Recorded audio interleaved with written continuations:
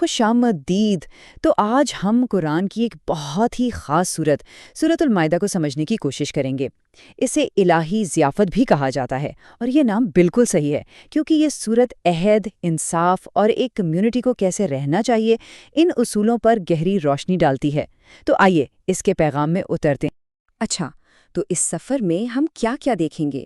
سب سے پہلے تو الہی ضیافت کا مطلب کیا ہے، اس کو سمجھیں گے۔ پھر ہم دیکھیں گے کہ ایک اچھی زندگی گزارنے کے لیے کیا عملی اصول دیے گئے ہیں۔ اس کے بعد ہم تاریخ سے کچھ سبق سیکھیں گے، خاص طور پر وعدوں اور ان کے نتائج کے بارے میں۔ پھر انصاف کے عظیم اصول پر بات ہوگی، اور آخر میں اس سورت کے حتمی پیغام پر غور کریں گے۔ تو چلیں شروع کرتے ہیں ہمارے پہلے حصے سے، الہی ضیافت۔ یہ عنوان خود ایک بہت خوبصورت استعارہ ہے جو اس الہی رہنمائی کی طرف اشارہ کرتا ہے جو انسانیت کے لیے ایک نعمت، ایک ضیافت کے طور پر اتاری گئی۔ دیکھیں، اس سورت کا آغاز ہی ایک بہت بنیادی حکم سے ہوتا ہے، اپنے وعدے پورے کرو۔ اور یہ صرف اللہ سے کیے گئے وعدوں کی بات نہیں ہے، بلکہ ان تمام معاہدوں کی بات ہے جو ہم لوگ آپس میں کرتے ہیں۔ یہی وہ اصول ہے جو ایک قابل اعتماد معاشرے کی بنیاد رکھتا ہے۔ یہ پہلی آیت سمجھے کہ پوری سورت کے لیے ایک ٹون سیٹ کر دیتی ہے۔ یہاں ایک بہت اہم عربی لفظ ہے عقود۔ اب اس کا مطلب کیا ہے؟ اس کا دائرہ بہت وسیع ہے۔ اس میں اللہ اور انسان کے درمیان روحانی عہد بھی شامل ہے، اور ہمارے روزمرہ کے معاہدے بھی، جیسے شادی، کاروبار یا کوئی بھی سماجی وعدہ۔ یعنی زندگی کے ہر شعبے میں ذمہ داری اور ایمانداری پر زور دیا گیا ہے۔ اچھا، تو عہد و پیمان کی بات تو ہو گئی، اب آتے ہیں ان عملی قوانین کی طرف جو ایک معاشرے کی پہچان بناتے ہیں اور روزمرہ کی زندگی کو شکل دیتے ہیں۔ سورت میں کھانے پینے کے بارے میں بھی بڑی واضح گائیڈ لائنز دی گئی ہیں۔ مقصد کیا ہے؟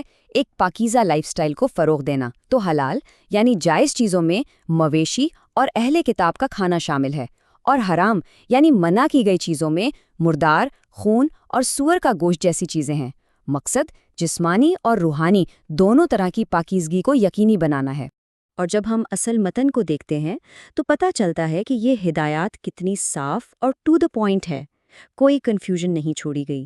اس کا مقصد مومنوں کے لیے ایک ایسا فریم ورک دینا ہے جو انہیں جسمانی اور روحانی طور پر پاکیزہ زندگی گزارنے میں مدد دے اور ہر طرح کے شبہات سے بچائے۔ لیکن بات صرف کھانے پینے تک ہی نہیں ہے، یہ رہنمائی زندگی کے دوسرے پہلوؤں تک بھی جاتی ہے، جیسے کہ حج کے دوران شکار کے کیا اصول ہوں گے، یا پھر عبادت کے لیے پاکیزگی کیسے حاصل کی جائے۔ یعنی زندگی کے ہر پہلو کا احاطہ کیا گیا ہے۔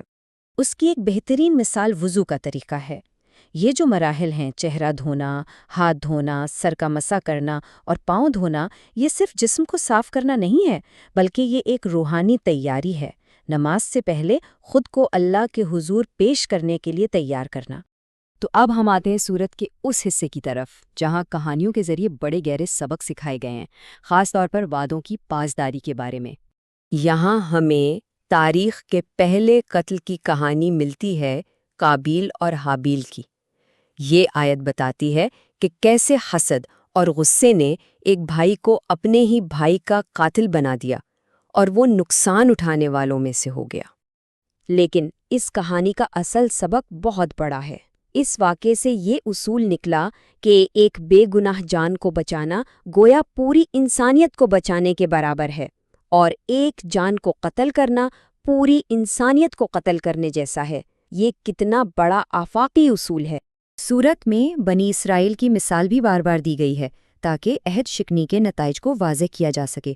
ان سے ایک عہد لیا گیا، لیکن جب انہوں نے اسے بار بار توڑا تو ان کے دل سخت ہو گئے، اور نتیجہ کیا نکلا؟ 40 سال تک صحرا میں بھٹکنا پڑا۔ یہ ایک بہت بڑی یاد دہانی ہے کہ وعدوں کو پورا کرنا کتنا ضروری ہے، اور نافرمانی کے نتائج کتنے سنگین ہو سکتے ہیں۔ چلیے تاریخی اسباق سے اب ایک ایسے اصول کی طرف بڑھتے ہیں جو ہر زمانے اور ہر انسان کے لیے ہے، اور وہ ہے انصاف۔ یہاں ایک اور اہم لفظ ہے قسط۔ اس کا مطلب صرف انصاف نہیں بلکہ مکمل غیر جانبداری ہے، یعنی سچائی اور انصاف کے لیے کھڑے ہونا، بھلے ہی فیصلہ اپنے والدین یا اپنے قریبی رشتہ داروں کے ہی خلاف کیوں نہ جا رہا ہو۔ یہی تو انصاف کی اصل روح ہے۔ اور اس صورت میں انصاف کے بارے میں بالکل واضح احکامات دیے گئے ہیں، جیسے کسی قوم سے دشمنی بھی تمہیں انصاف کرنے سے نہ روکے۔ انصاف کرو کیونکہ یہی تقوی یعنی خدا سے ڈرنے کے سب سے قریب ہے، اور اللہ کے لیے مضبوطی سے کھڑے ہو کر انصاف کی گواہی دو۔ انصاف کے عملی نفاذ کی ایک مثال قصاص کا قانون ہے، یعنی آنکھ کے بدلے آنکھ۔